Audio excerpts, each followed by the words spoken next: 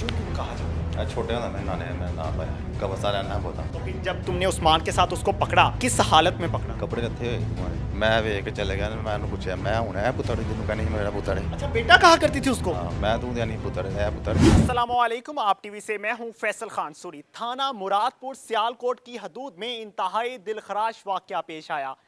बिज्जू नामी शख्स जो कि कब्रिस्तान में रहाइश पजीर था, जिसका ताल्लुक 12 साल से सोमिया नामी खातून के साथ था, लेकिन नाजायज ताल्लुक में था।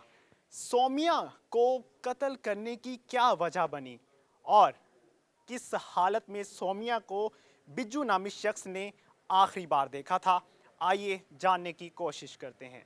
मेरे साथ फराज उर्फ बिज्जू मुलजिम मौजूद है, इससे जानते हैं वो गुआ के बारे में।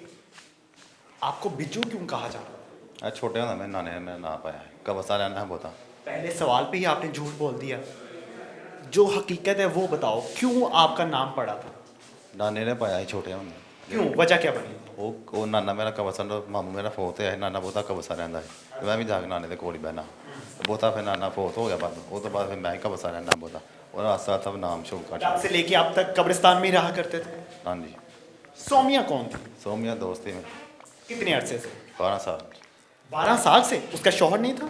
ऐसे बच्चे थे? ऐसे कितने बच्चे थे? 5 5 बच्चे थे। कितनी बेटियां कितने बेटे?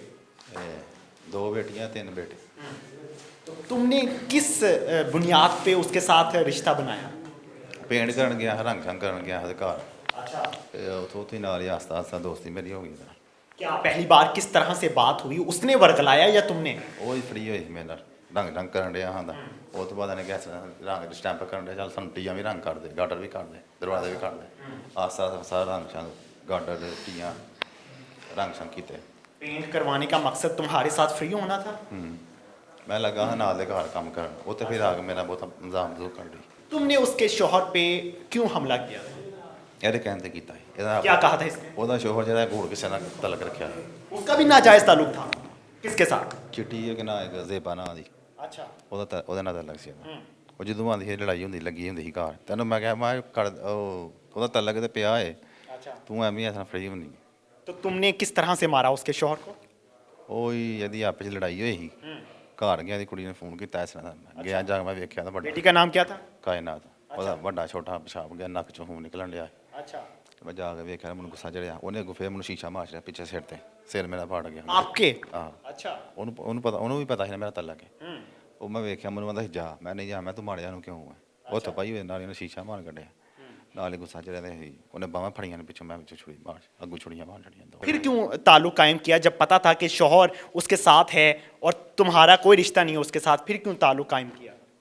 ਉਹ ਮੈਨੂੰ ਪਤਾ ਸੀ ਇਹਦੇ ਨਾਲ ਐਸਾ ਨਾ ਜਿਹੜਾ ਆਸਤਾ ਆਸਤਾ ਜਿਹੜਾ ਫੇਰ ਤਲਕ ਹੋ ਜਾਣਾ ਬਾਹਰ ਉਹ ਚਰਸ ਪੀਂਦਾ ਸੀ ਨਸ਼ਾ ਨੁਸ਼ਾ ਵੀ ਕਰਦਾ ਸੀ तुम भी करते थे? ਨਹੀਂ ਉਦੋਂ ਮੈਂ ਨਹੀਂ ਕਰਦਾ ਕੋਈ सोमिया करती थी?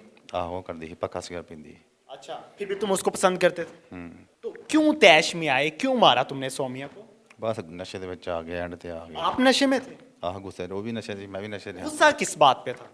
ਗੁੱਸਾ ਇਹ ਸੀ ਬਸ ਨਾ ਕੁੜੀ ਨੂੰ ਉਹਨੇ ਐਸਾ ਪਿਆ ਤੇ ਮੈਂ ਉਹਨੂੰ ਕਹੀ ਨਹੀਂ ਇਹ ਨਹੀਂ ਕੰਮ ਸਹੀ ਹੈ ਉਹਨੇ ਕਿਹਾ ਮੇਰੀ ਕੁੜੀ ਹੈ ਮੈਂ ਜੋ ਮਰਜ਼ੀ ਕਰਾਂ ਮੈਂ ਇੰਜ ਨਹੀਂ क्या किया था उसने अपनी बेटी के साथ? ਆਪਣੀ ਕੁੜੀ ਨੂੰ ਕਹਿੰਦੀ ਇਸ ਤਰ੍ਹਾਂ ਗਲਤ ਨਾ ਮਿਲ ਲੋਕਾਂ ਨੂੰ गलत किससे मिलने को कहती थी? ਬੇਟੀ ਆਪਣੀ ਨੂੰ किसके साथ मिलने को कहती थी? ਉਹ ਇੰਜ ਉਹਦੇ ਆਏ ਕੋ ਤਲਕ ਵਾਲੇ ਬੰਦੇ अच्छा, ਪਠਾਨ ਉਹਨੂੰ जब ਕਹਿੰਦੀ तुम्हें पता था कि सोमिया 2 नंबर है, उसका किरदार अच्छा नहीं है, फिर भी तुमने उसके साथ ताल्लुक कायम रखा? ਹਾਂਜੀ वजह क्या थी?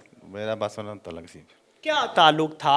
प्यार था? इश्क करते थे? क्या था? ਪਿਆਰ ਹੀ ਸੀ ਮੇਰਾ ਉਹਦੇ ਨਾਲ किसी के साथ उसको रंगे हाथों में पकड़ा था? ਹਾਂਜੀ ਪੜਿਆ ਹੈ किसके साथ? ਸਮਾਨ ਦੇ ਨਾਲ उस्मान कौन है? ਸਮਾਨ ਇਹ ਮੁੰਡਾ ਨੰਗਲ ਦਾ ਤੂੰ अच्छा, वो क्या करता है? ਉਹ ਮੈਂ ਦਸਾਨੇ ਦਾ ਕੰਮ ਕਰਦਾ जब तुम इतना प्यार देते थे उसको, सोमिया को, तो फिर उस्मान के साथ ताल्लुक क्यों कायम किया उसने? ਜੇਲੇ ਹਾਂ ਮੈਂ 3 ਸਾਲ ਬਾਅਦ ਜੇਲੋਂ ਆਇਆ ਇਹ ਹੁਣ ਮੈਂ ਆਇਆ ਤੇ 4 ਮਹੀਨੇ ਹੋਇਆ ਜੇਲੋਂ ਆਇਆ मतलब उसको प्यार नहीं चाहिए था, उसको कोई मर्द चाहिए था। ਹਾਂਜੀ ਇਹ ਹੀ ਸਮਝ ਲਓ अच्छा, तो फिर जब तुमने उस्मान के साथ उसको पकड़ा, किस हालत में पकड़ा था?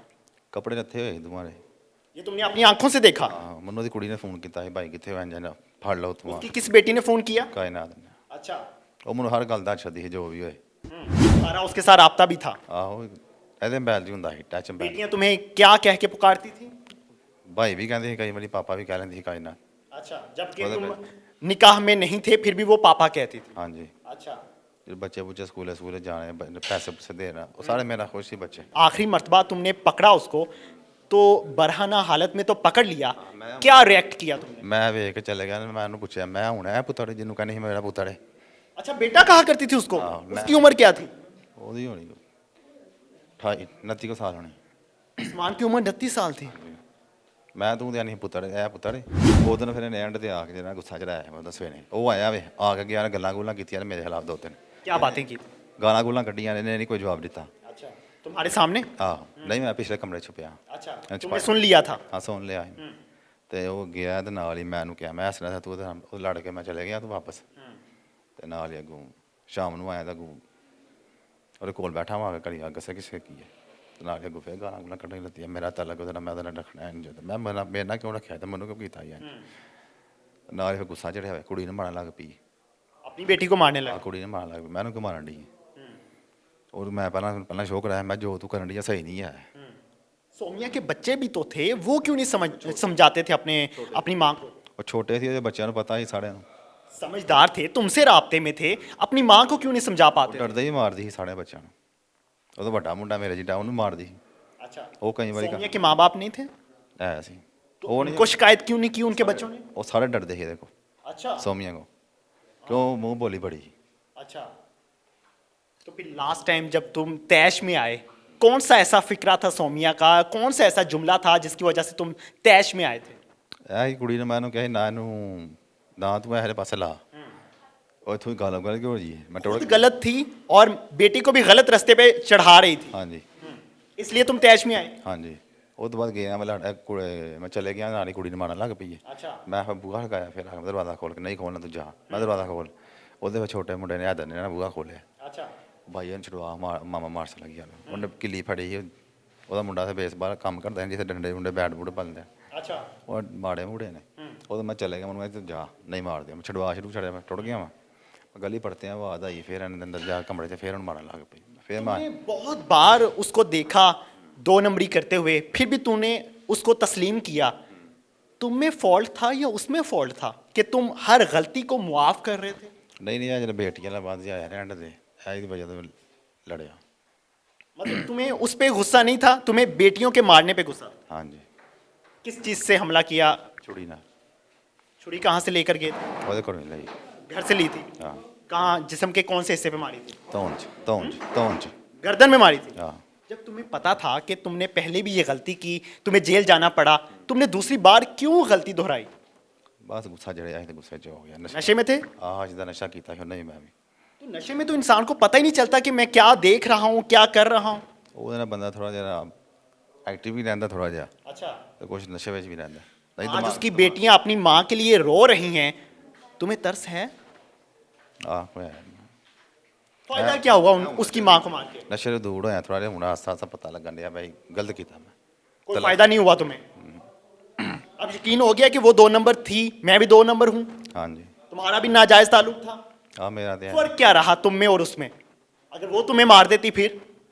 ਮੈਨੂੰ ਨਹੀਂ ਉਹਨੇ ਮਾਰਨਾ ਉਹ ਮੈਨੂੰ ਉਹਨੇ ਜਦੋਂ ਕਿਹਾ ਮਾਰ ਛੁੜੀ ਉਹਨੂੰ ਪਤਾ ਸੀ ਮੈਂ ਨਹੀਂ ਮਾਰਨੀ अच्छा, ਉਹ ਗੁੱਸਾ ਜਿਹੜਾ ਗੁੱਸੇ 'ਚ ਵੱਜ ਗਈ ਛੁੜੀ कोई दुख नहीं है? ਦੁੱਖ ਹੈ ਵੀ ਹੁਣ ਪਤਾ ਆਸਤਾ ਆਸਤਾ ਪਤਾ ਲੱਗਣ ਡਿਆ ਵੀ ਗਲਤੀ ਕੀਤੀ ਹੈ ਮੈਂ 302 लगने के बाद फांसी चढ़ जाओगे, कोई फायदा हुआ? ਸਜ਼ਾ ਹੋਣੀ ਹੈ, ਕੋਈ ਨਹੀਂ ਪਤਾ ਪਰਚਾ ਫਿਰ ਪਤਾ ਹੋਏਗਾ ਪਰਚਾ ਆਪਣੀ ਸੋਮੀਆਂ ਨੇ ਕਰਾਇਆ ਮੇਰੇ ਤੇ ਉਹਦੇ ਅੱਬੇ ਨੇ ਕਰਾਇਆ ਤੇ ਕਰਾਇਆ ਪਰਚਾ ਹੋਈ ਚਲੋ ਛੁੜੀਆਂ ਮਾਰੀਆਂ ਤਾਂ ਭੁਗਤਣੀਆਂ ਤੇ ਆਈਆਂ ਨਾ ਸਜ਼ਾਏ ਮੌਤ ਹੋਣਾ ਜਾਂ ਜੋ ਵੀ ਹੁੰਦਾ इस तरह की खवातीन के बारे में कुछ कहना चाहोगे? नहीं कुछ भी नहीं। इंतहाई अफसोस की बात है कि एक इस्लामी मुआशरे में, इस्लामी जमहूरियत पाकिस्तान में नाजायज़ ताल्लुक़ इतना आम होता जा रहा है कि शायद इसको प्यार मोहब्बत का रुख दिया जा रहा है। और मुझे समझ से बाहर है कि मैं इस बंदे से क्या सवालात करूं। ये बेचारा एक किसी के इश्क में मुब्तला हो के उसकी इज़्ज़त को बचाने के लिए, उसकी इज़्ज़त को बचाने के लिए उसकी जान ले ली। इंतहाई अफसोसनाक वाक़या। मेरे साथ इन्वेस्टिगेशन इंचार्ज मौजूद हैं, उनसे बात करते हैं और इस वक़ुआ के बारे में डिस्कस करते हैं। आइए मेरे साथ इन्वेस्टिगेशन इंचार्ज तैयब साहब मौजूद हैं, इनसे जानने की कोशिश करते हैं कि मुलजिम तक इनकी रसाई कैसे हुई थी। सर बताइएगा कि मुलजिम किस तरह से आप तक पहुँचा या आपने गिरफ़्तार किया? जब ये वक़ुआ हुआ और 5 बच्चों की मां को बेदर्दी के साथ कत्ल कर दिया गया तो मुलज़िम उसके बाद मुख्तलिफ शहरों से होता हुआ ये फ़रार हो गया और जिसका हमने ताक़ब करके बिलाकर उसको गिरफ़्तार कर लिया। कहा जा रहा था कि मुलजिम कब्रिस्तान में रहाइश पजीर है, ऐसा था? ये जैसा कि इसका नाम बिज्जू पड़ा है तो ये कब्रिस्तान में भी रहता है। ये बहुत हार्ड क्रिमिनल है, टफ़ है, सर्दी गर्मी बर्दाश्त कर सकता है, तो ये कब्रिस्तान में रहता रहा है।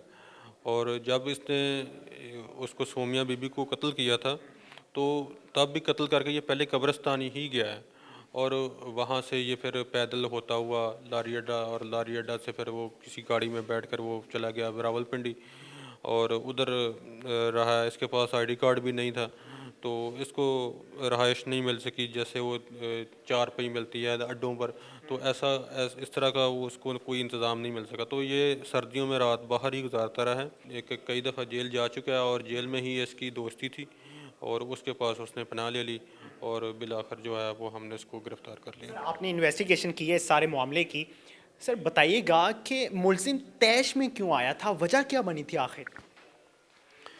मुल्ज़म जो है ये तो एक तो है साबका रिकॉर्ड याफ्ता है और ये चाहता था कि सोमिया बीबी जो है वो मेरे साथ तल्लुकात रखे और मुझसे शादी कर ले।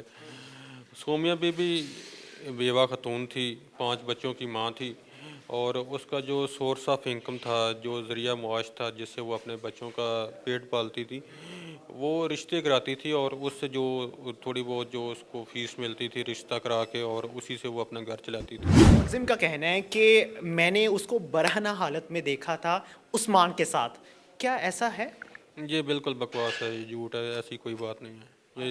ये झूठे इल्ज़ामात लगा रहा है। सर चूंकि अब सोमिया बीबी इस दुनिया में नहीं रही, तो किस बुनियाद पे पुलिस ये कह रही है कि सोमिया बीबी का ताल्लुक किसी और के साथ नाजायज़ नहीं था बल्कि ये शख्स 2 नंबर था? जी, इसका जो रिकॉर्ड भी है, ये पहले जेल जा चुका है और ये सिर्फ एक इरादा कत्ल में जेल जा चुका है। इसके पास नाजायज़ असला है, उसमें जेल जा चुका है और फिर ये रॉबरीज डकैतियाँ भी करता रहा है, हाउस रॉबरीज में भी जेल जा चुका है। तो ये कोई आम और सिंपल इंसान नहीं है, ये इंतहाई शातिर मुल्ज़म है और जो अपने डिफेंस के लिए ड्यूटी गानी कर सकता है और जेल में जो बंदा जाता है वो वैसे ही आम बंदे से शातिर हो जाता है और उसको कहानियाँ गढ़ना और इस तरह की बातें करना वो उसके लिए आसान होता है। तो ये एक झूठी स्टोरी सुना रहा है। बहुत शुक्रिया सर आपका। हमारे कानून नाफिज करने वाले अदारे और हमारे उलमा इकराम को ये तकलीफ़ ज़रूर करनी चाहिए कि हमारे मुआशरे को तरबियत दें और बताएं कि हमारे मुआशरे में इस चीज़ को एक्सेप्ट नहीं किया जाएगा कि आप किसी के साथ नाजायज़ ताल्लुक़ पैदा करें। हमारी ख़वातीन अपने मकासद पूरे करने के लिए और हमारे मर्द हजरात अपने मकासद पूरे करने के लिए ख़वातीन को इस्तेमाल करती हैं, या मर्द हजरात ख़वातीन को इस्तेमाल करती हैं या फिर ख़वातीन मर्द हजरातों को इस्तेमाल करते हैं। बराए मेहरबानी हमें हमारी कौम को तरबियत की ज़रूरत है। घर घर ये पैगाम ज़रूर पहुंचना चाहिए कि इस तरह से मुआशरे नहीं बनते और इस्लामी मुआशरे में इस चीज़ को एक्सेप्ट नहीं किया जाएगा। इसी के साथ इजाज़त चाहूँगा। अल्लाह ने के बाद।